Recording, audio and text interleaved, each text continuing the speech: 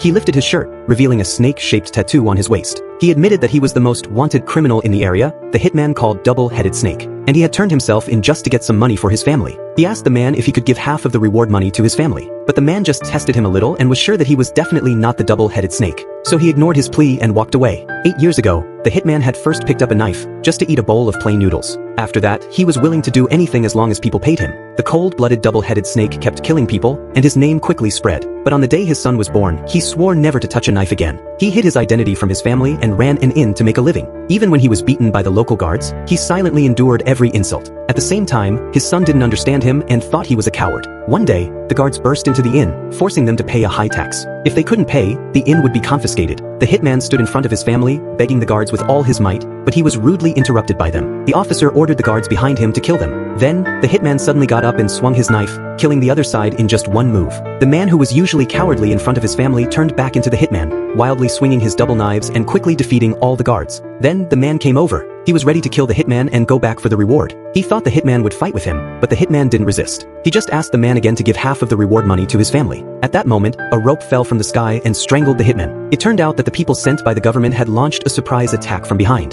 The hitman was hanged up and was about to suffocate. His son watched all this and begged the man to save his father. He broke free from the guard's control and used his body to support his father. The boy held up his father, crying and apologizing to him. He had always thought his father was too cowardly, but his father was actually a true hero. Just as the hitman was about to die, the man used a flying knife to cut the rope. And so, the three of them were involved in a fierce fight. The hitman was stabbed in the stomach, but he used his double knives to pin the officer's hand, creating an opportunity for the man to attack. The dying hitman said that he had spent half of his life killing people and the other half waiting to be killed, but he had no regrets dying for his family. The boy burst into tears. At that moment, he was very regretful and could only beg the man to leave his father's body and not use his head to claim the reward. The man was silent for a long time, and finally threw a bag of coins and left the inn. The hitman was not a good person, but he was a good husband and a good father.